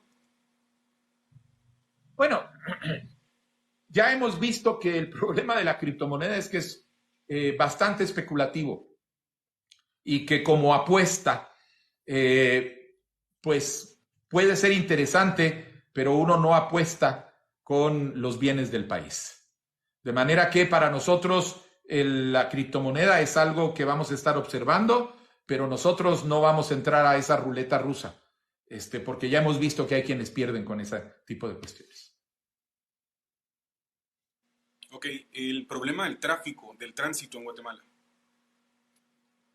Otra vez, una demostración de la falta de inversión en infraestructura, no solo en la ciudad de Guatemala, sino en todo el país, en Suchitepeques, en Quetzaltenango. Hay un abandono del Estado que ha generado que no se haga construcción de infraestructura. Nosotros a eso, primero, nosotros vamos a construir 1,820 de carreteras secundarias y vamos a construir 500 kilómetros de carreteras primarias nuevas. Mucho de eso va a ser destinado a atender esos sitios en donde necesitamos cinturones periféricos o ese tipo de libramientos. Por supuesto, no libramientos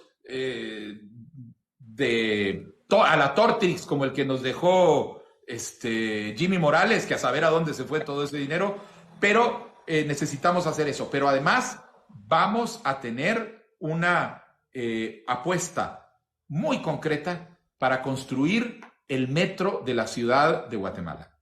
No es un tema municipal, porque la inversión en un metro no puede, en términos de costo, no puede ser abordada exclusivamente desde una municipalidad. En primer lugar, tiene que ser un tema metropolitano. Implica una colaboración y cooperación entre municipalidades, cosa que al unionismo nunca quiso aceptar. Segundo, implica no entrarle a obras de maquillaje, que es en lo que el unionismo se ha venido dedicando en los últimos 20 años.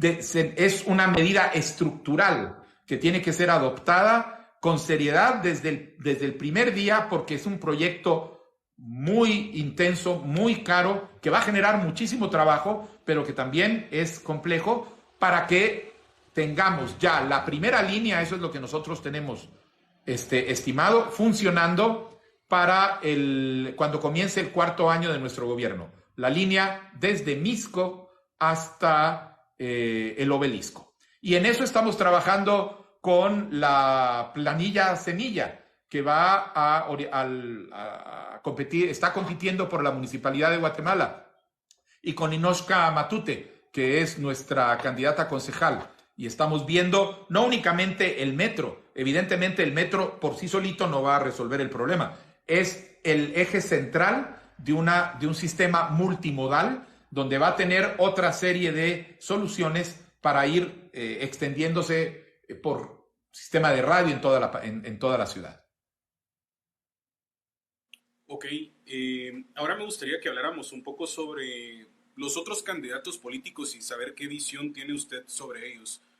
¿Podríamos empezar tal vez por Suri Ríos? Mire, empecemos por decir que yo creo que hay un problema de constitucionalidad ahí, y que ella no debería estar corriendo, y el hecho de que esté corriendo es un ejemplo del tipo de cooptación de la justicia que se logra mediante el posicionamiento en el Congreso de la República para desde ahí escoger magistrados constitucionales a la medida para que cuando lleguen los casos se dictamine de la manera que uno quiere que se dictamine.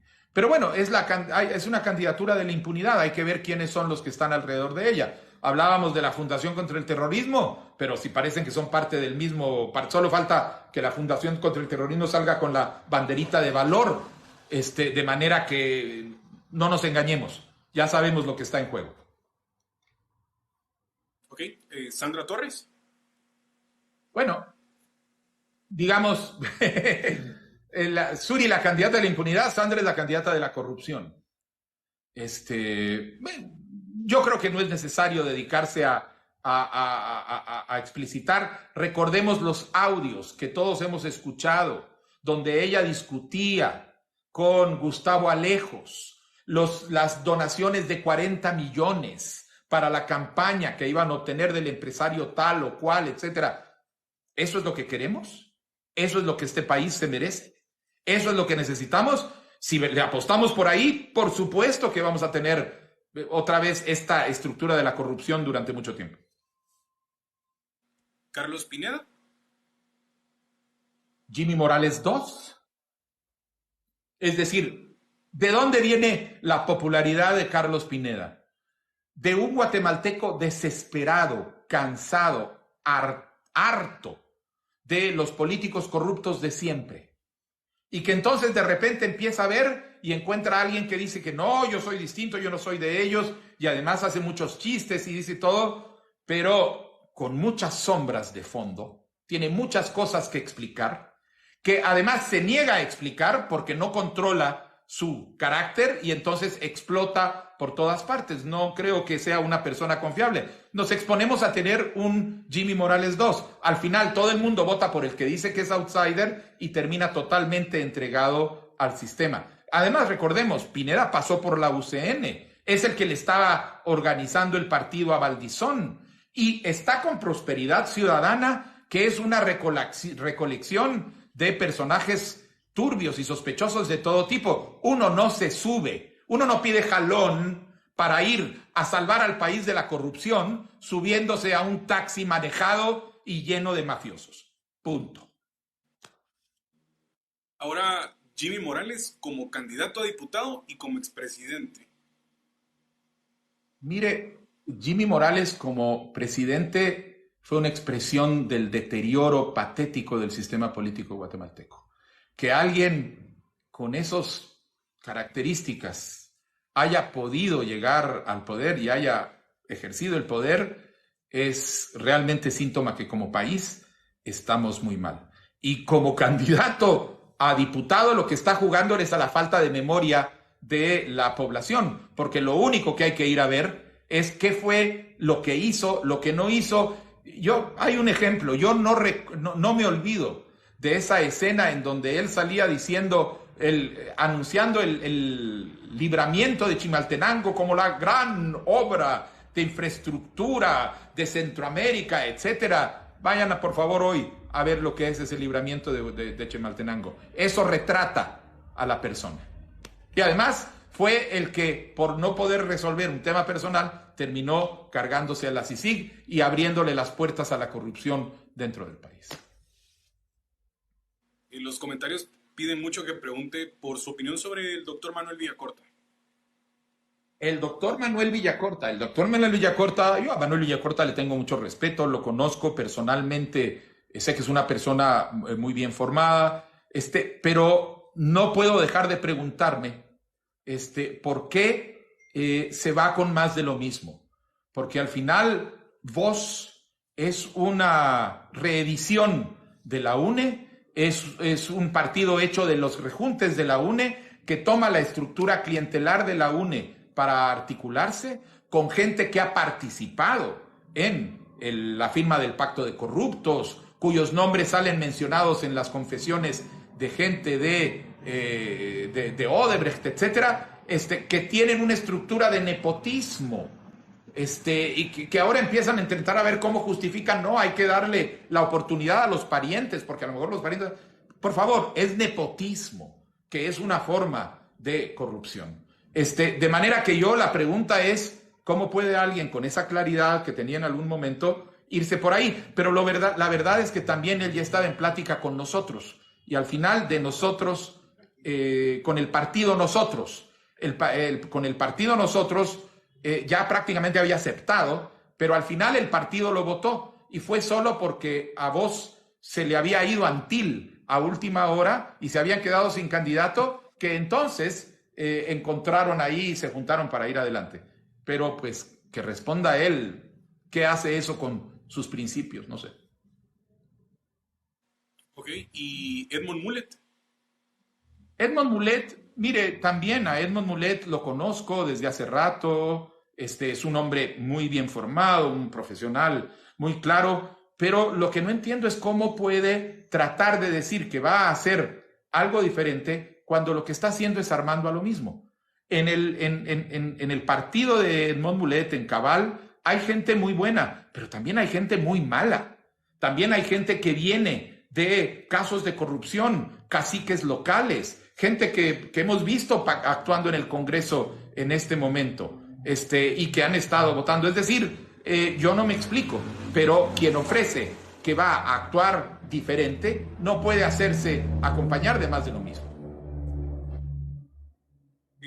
Bernardo, para tal vez concluir con esta dinámica, ¿le gustaría debatir con alguno de estos candidatos de los que acabamos de hablar?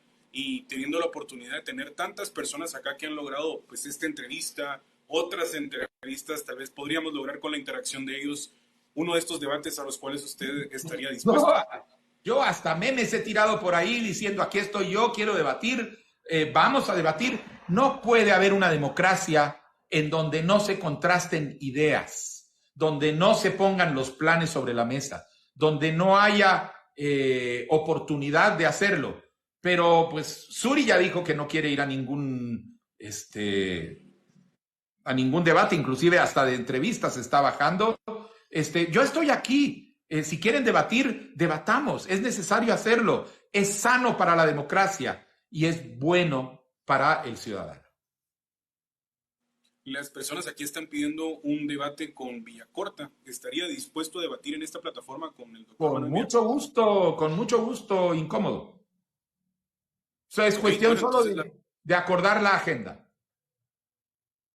Ok, bueno, las personas en los comentarios saben que Villacorta en la entrevista pasada aceptó este mismo debate. En este momento, Bernardo acaba de aceptar el mismo debate, por lo cual estaremos trabajando para que se dé el lugar. Bernardo, me gustaría tener la oportunidad de darle a usted los últimos minutos para que pueda hablar con este público que está teniendo en este momento. De mi lado son 1,300 personas con una cantidad mínima a punto de llegar a 500,000 de likes, que fue el like pasado. Todavía tienen tiempo las personas que están dándole tap a la pantalla, pero le ofrezco los últimos minutos para que invite a las personas a acercarse al partido, a ver de qué forma ellos pueden colaborar, por qué deberían de votar por el movimiento Semilla, y pues nada más dejarle ahí el espacio abierto. Gracias, incómodo. A ver, ciudadanos y ciudadanas, tiktokeros y tiktokeras, Es difícil exagerar en la importancia que tienen estas próximas elecciones, porque el deterioro del país es tan evidente que es posible que lo que nos estemos jugando es la posibilidad de mantener la democracia en nuestro país. Ahorita la democracia, afectada como está, disminuida como está, atacada como está, todavía tiene oportunidad de reconstruirse, pero solo si tomamos las decisiones responsables para llevar a la gente que no únicamente tiene la capacidad demostrada en la visión, en entender el problema del Estado, en poder rodearse de equipos, sino además tiene la honradez y la honestidad para comprometerse y hacerlo de una manera responsable. No van a luchar por el desarrollo y contra la corrupción quienes han hecho ya gobierno corrupto en el pasado. No van a luchar por el desarrollo y contra la corrupción quienes piden jalón y se suben a vehículos corruptos. No van a luchar por el desarrollo y contra la corrupción quienes arman proyectos políticos aceptando un poco más de lo de siempre con tal de tener votos. Hay que dar un voto consciente, hay que dar un voto crítico. Semilla es honesto, Semilla es capaz. Si queremos un futuro diferente, votemos diferente. Y este 25 de junio es nuestra oportunidad. Doctor, pues sí es doctor en realidad, Bernardo. Si en dado caso uno llegara a pasar a segunda vuelta, ¿a quién le gustaría ver? En la segunda vuelta, nosotros vamos a pasar a segunda vuelta. Así que hay que preguntarle a los demás a quién quiere ver con nosotros. Ok, muy buena respuesta. Yo creo que ¿le gustaría finalizar con algo más?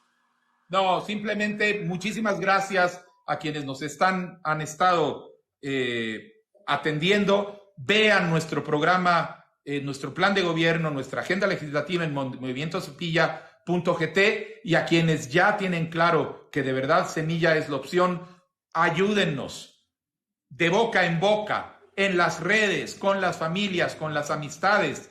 No dejemos que ganen los que tienen más dinero para publicidad. Hagamos un voto de conciencia y movilicemos a los ciudadanos apáticos. Bueno, Bernardo, más que agradecido por haber aceptado en este espacio. Sabemos que no muchos a veces aceptan. Yo estoy muy feliz. Para mí el logro es ver todo esto lleno de personas apoyándolo, por lo cual también ver muchas personas de NetCenter enojadas acá. Creo que logramos el propósito, que era que las personas lo pudieran conocer y conocer sus propuestas. Nada más agradecerle y, pues, como le he dicho a todos los otros candidatos, desearle lo mayor de los éxitos y que de verdad ese trabajo sea para mejorar el país, ya que esa es la prioridad de todos nosotros. Muchas gracias, Byron, y para un siempre incómodo, un siempre dispuesto. Cuando quieras, aquí estoy. Muchas gracias. Entonces, Bernardo, coordinamos entonces los debates y nada más que agradecerle por su tiempo y que pase una feliz noche. De acuerdo.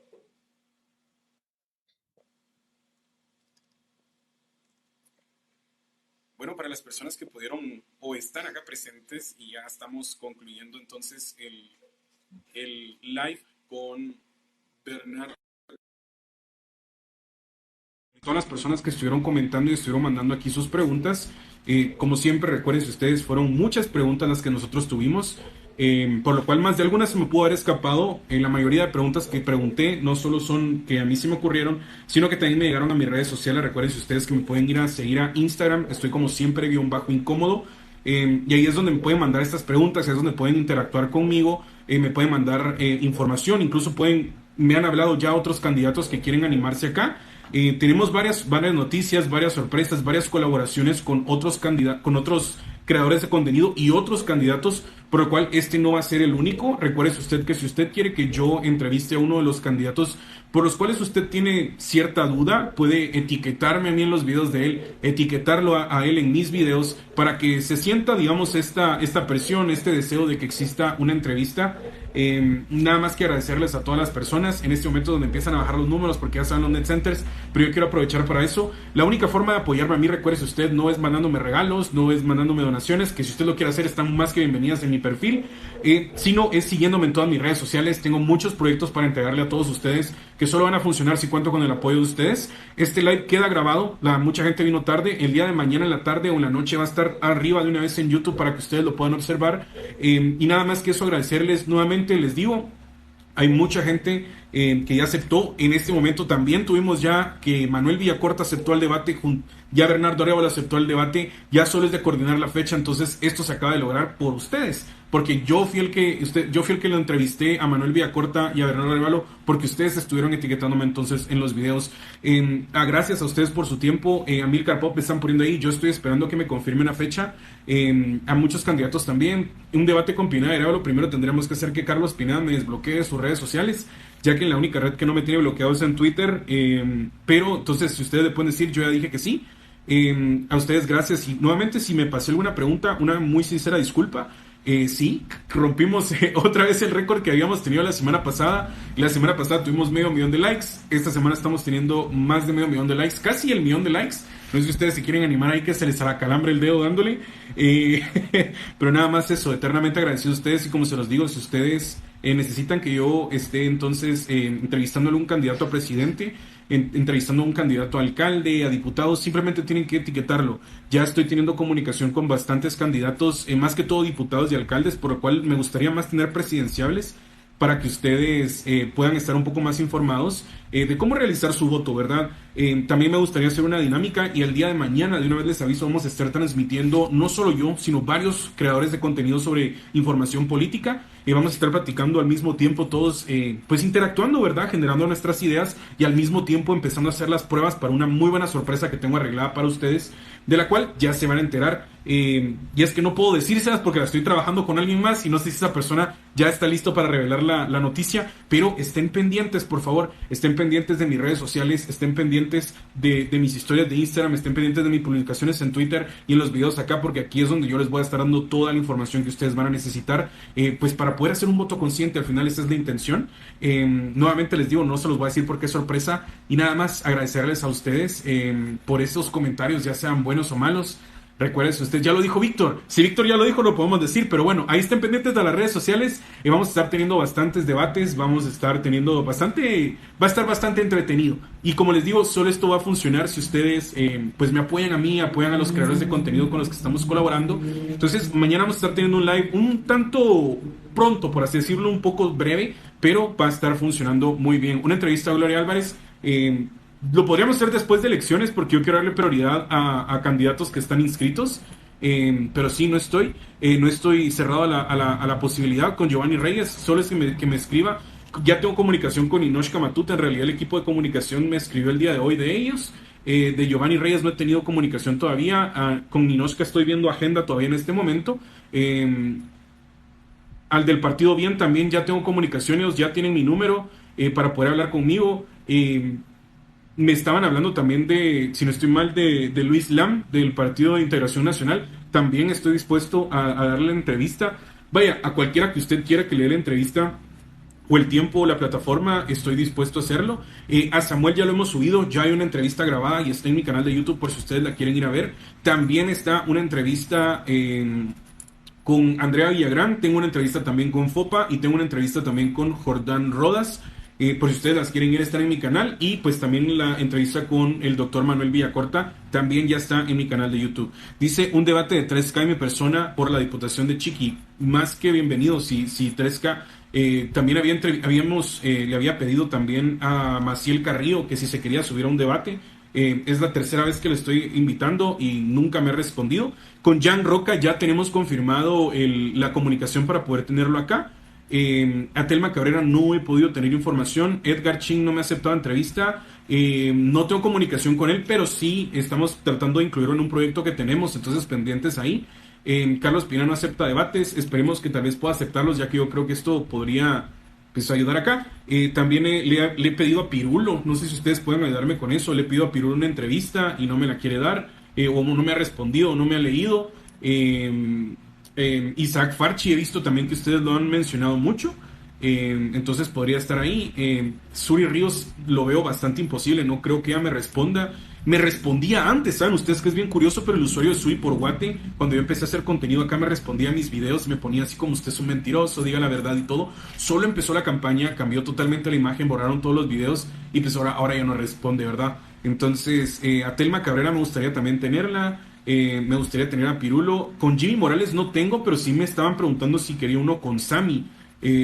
No sé si Sammy Morales quisiera subirse acá, porque ya vimos de qué va la cuestión acá. Entonces no sé, a Lam, vamos a ver, Lam, pues sí, yo a Lam ya le dije que sí. A Claveria me ponen ahí, Johnny Diputado, no mucha, Johnny Diputado no. Tengan cuidado con ese tipo de contenido. Ustedes, a veces da risa, pero no sabemos a quién se lo estamos mandando y no sabemos qué persona podría creer en este tipo de cosas. Vamos a ver, a etiquetarlo, vayan a etiquetarlo, ajá, si ustedes quieren vayan a etiquetarlo. Yo, como les digo, o sea, Villacorta aceptó un debate con Pineda, pidió un debate con Sandra, pidió un debate con Suri. Bernardo acaba de decir que está abierto a cualquier debate. Si no estoy mal, Lam también creo que está abierto a debates. No he hablado con él todavía, pero creo que sí con su equipo de comunicación. Y estamos trabajando también en poder darles a ustedes un debate no solo virtual, sino que también puedan ustedes tener un tanto el acercamiento. Es un poco complicado lograr costear toda esta logística, porque recuerden ustedes que yo soy trabajador, yo tengo mi horario de trabajo y esto lo hago en mi tiempo libre, es decir, salgo de mi trabajo y me vengo para entrevistar acá.